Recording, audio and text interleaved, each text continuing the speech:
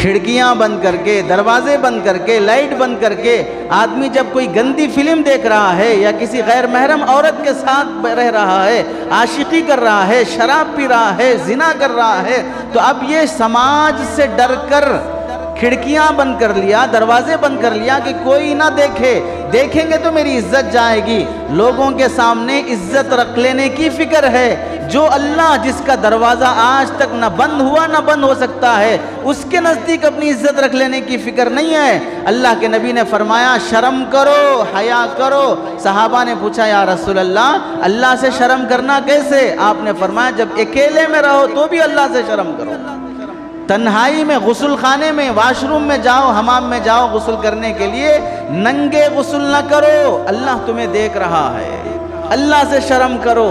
یہ اللہ کے نبی علیہ السلام فرماتے ہیں۔